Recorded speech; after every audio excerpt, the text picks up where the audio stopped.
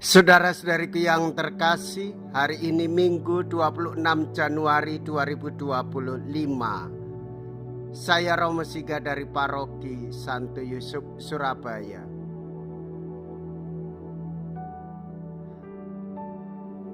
Dalam nama Bapa dan Putra dan Roh Kudus, amin. Kita bersama Bunda Gereja memasuki hari Minggu biasa ketiga.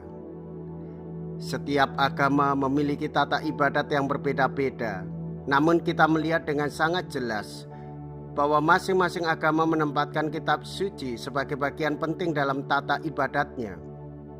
Sebagaimana dikatakan dalam kitab Nehemia yang diperdengarkan hari ini, kitab Taurat dibacakan dengan jelas, dengan diberi keterangan-keterangan sehingga pembacaan dimengerti. Dalam kisah Perjanjian Baru, sebagai keturunan Yahudi, Yesus juga sangat mencintai kitab suci.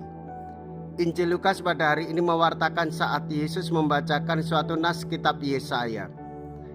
Perayaan Ekaristi yang kita rayakan juga mendasarkan pada kitab suci. Bagian ini menjadi bagian baku yang tidak dapat dihilangkan agar umat sungguh kaya akan sabda Allah. Di lain pihak, umat juga kaya akan kemurahan Kristus yang hadir dalam tubuh dan darahnya. Pada hari ini, genaplah nas kitab suci. Mea culpa, mea culpa, mea maxima culpa.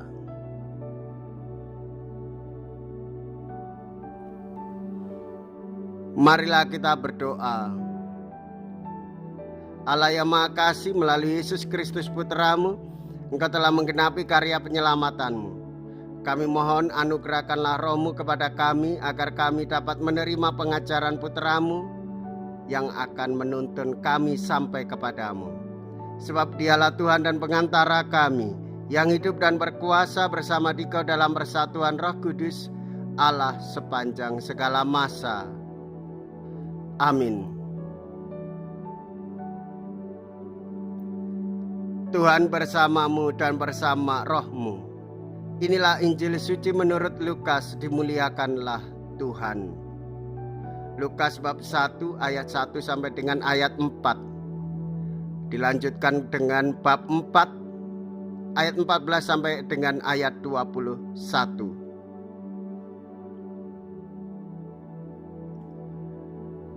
Theophilus yang mulia, banyak orang telah berusaha menyusun suatu berita tentang peristiwa-peristiwa yang telah terjadi di antara kita, seperti yang disampaikan kepada kita oleh saudara-saudara yang dari semula adalah saksi mata dan pelayan firman. Karena itu, setelah menyelidiki segala peristiwa itu dengan seksama dari awal mulanya, aku mengambil keputusan untuk membukukannya dengan teratur bagimu. Dengan demikian engkau dapat mengetahui bahwa segala sesuatu yang diajarkan kepadamu sungguh benar. Sesudah dicobai iblis di padang gurun dalam kuasa Roh, kembalilah Yesus ke Galilea. Dan tersiarlah kabar tentang Dia di seluruh daerah itu. Selama di situ ia mengajar di rumah-rumah ibadat dan semua orang memuji Dia. Lalu Yesus datang ke Nazaret, tempat ia dibesarkan. Dan menurut kebiasaannya pada hari Sabat ia masuk ke rumah ibadat, lalu berdiri hendak membaca dari Alkitab. Kepadanya diberikan kitab Nabi Yesaya, dan setelah membukanya ia menemukan nas di mana ada tertulis, Roh Tuhan ada padaku, oleh sebab ia telah mengurapi aku untuk menyampaikan kabar baik kepada orang-orang miskin, dan ia telah mengutus aku untuk memberitakan pembebasan kepada orang-orang tawanan, dan penglihatan bagi orang-orang buta, untuk membebaskan orang-orang yang tertindas, untuk memberitakan bahwa tahun rahmat Tuhan telah datang. Kemudian Yesus menutup kitab itu, mengembalikannya kepada pejabat, lalu duduk, dan mata semua orang dalam rumah ibadat itu tertuju kepadanya. Lalu Yesus mulai mengajar mereka, katanya, pada hari ini genaplah nas tadi sewaktu kamu mendengarnya.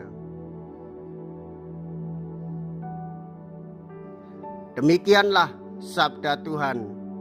Terpujilah Kristus.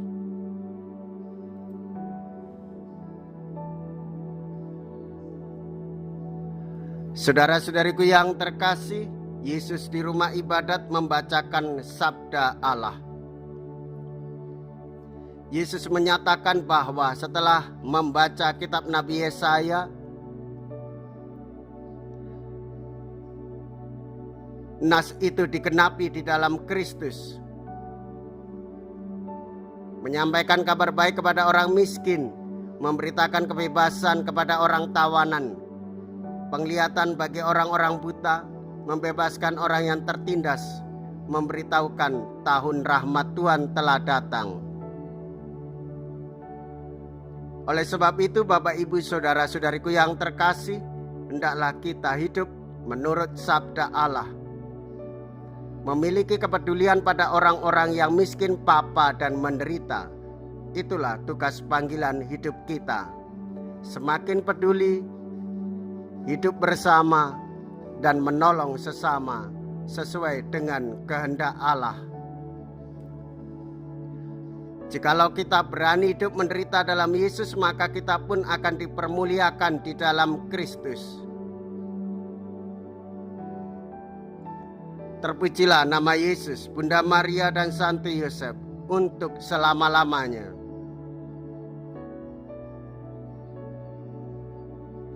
Marilah kita berdoa.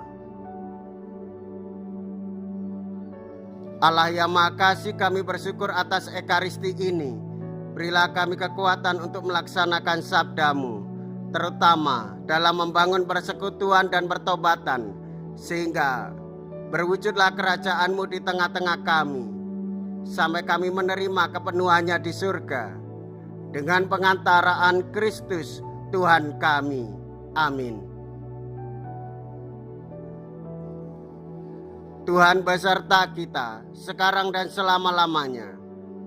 Semoga Allah yang Maha Kuasa memberkati saudara sekalian, Bapa dan Putra dan Roh Kudus.